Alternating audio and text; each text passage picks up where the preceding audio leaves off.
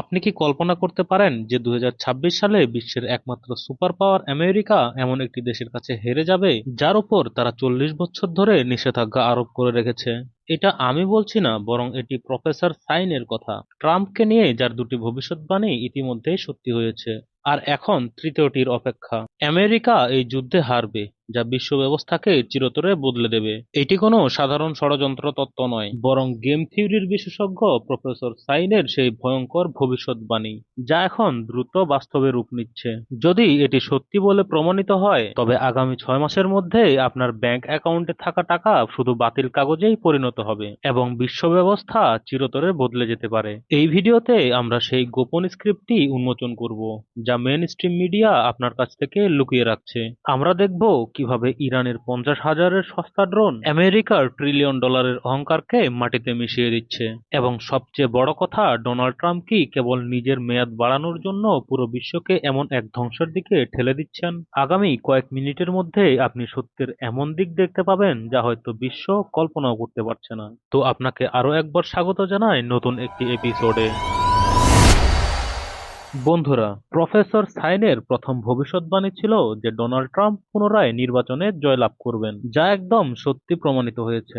দ্বিতীয় ভবিষ্যৎবাণীটি ছিল যে ট্রাম্প ক্ষমতায় আসার সাথে সাথেই আমেরিকা ও ইরানের মধ্যে এক ভয়াবহ যুদ্ধ শুরু হবে, এবং সেটাও হয়েছে। কিন্তু তার তৃতীয় ভবিষ্যৎবাণী, যা সবার হুঁশ উড়িয়ে দিয়েছে, তা হলো এই যুদ্ধে বিশ্বের সবচেয়ে বড় সুপার পাওয়ার অর্থাৎ আমেরিকা খুব বাজেভাবে হেরে যাবে। আর এটি কেবল একটি ভবিষ্যৎবাণী নয়, এর পেছনে রয়েছে বেশ কিছু যৌক্তিক কারণও। আজকের ভিডিওতে আমরা এই তৃতীয় এবং সবচেয়ে বিপজ্জনক ভবিষ্যৎবাণীটির পুরো পোস্টমর্টেম করব এবং বুঝব যে শেষ পর্যন্ত একটি সামরিক সুপার পাওয়ার কিভাবে ইরানের কাছে হেরে যেতে পারে।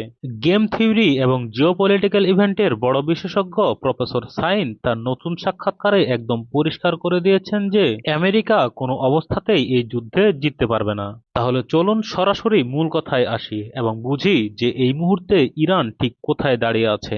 আমরা যদি প্রফেসরের গভীর বিশ্লেষণ দেখি, তবে বুঝতে পারবো যে ইরান এই যুদ্ধের জন্য গত 1-2 বছর ধরে নয়, বরং পুরো 20 বছর ধরে প্রস্তুতি নিচ্ছিল।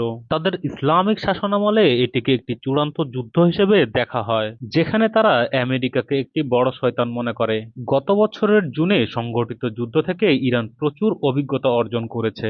সেই সময় তারা কেবল হামলাই করেনি, বরং আমেরিকা ও ইসরায়েল উভয়ের শক্তি, তাদের ডিফেন্স সিস্টেমের দুর্বলতা এবং তাদের আক্রমণ পদ্ধতি খুব গভীরভাবে অধ্যয়ন করেছে। এই নতুন হামলার সম্পূর্ণ প্রস্তুতি নেওয়ার জন্য তাদের হাতে পুরো 8 মাস সময় ছিল, এবং এই সময়েই তারা আমেরিকার সাথে আলোচনার মাধ্যমে আর কিছুই নয়, কেবল সময় কিনছিল।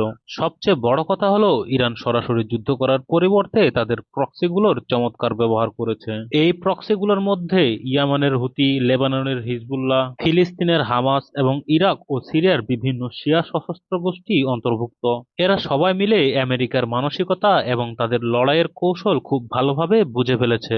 এখন তাদের কৌশল শুধু আমেরিকান সৈন্যদের হত্যা করা নয়, বরং তাদের মাস্টার স্ট্র্যাটেজি হলো পুরো আমেরিকান সাম্রাজ্য এবং বৈশ্বিক অর্থনীতিকে ধ্বংস করে দেওয়া। এরা সরাসরি আমেরিকার সাথে লড়াই করার বদলে সেই দেশগুলোকে নিশানা বানাচ্ছে যারা আমেরিকার অর্থনীতির আসল শক্তি, অর্থাৎ জিসিসিভুক্ত দেশগুলো, যার মধ্যে সৌদি আরব, ইউএই, কাতার এবং বাহরাইন অন্তর্ভুক্ত।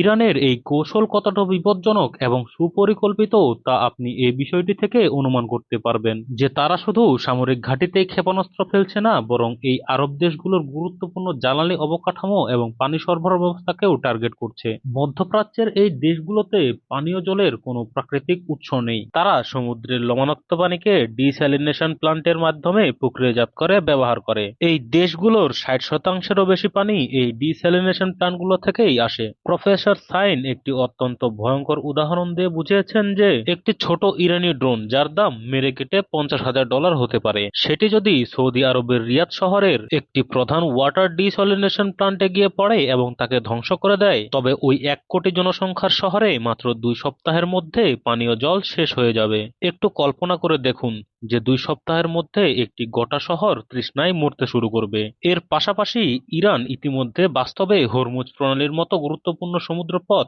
অবরুদ্ধ করতে শুরু করেছে, যেখান থেকে এই আরব দেশগুলোর 90% খাবার ও শস্য আসে। সাধারণত মানুষ মনে করে যে এই উত্তেজনার ফলে কেবল কিছুটা বৈশ্বিক অর্থনীতি বাধাগ্রস্ত হবে, কিন্তু বাস্তবে ইরান এই মুহূর্তে সৌদি আরব এবং ইউএই এর মতো দেশগুলোর অস্তিত্ব মুছে ফেলার হুমকি দিচ্ছে। এবং এখানে আপনার এটাও জানা জরুরি যে এই আরব দেশগুলো আমেরিকার অর্থনীতির জন্য মেরুদণ্ড হিসেবে কাজ করে। এর আসল কারণ হলো পেট্রোডলার ব্যবস্থা।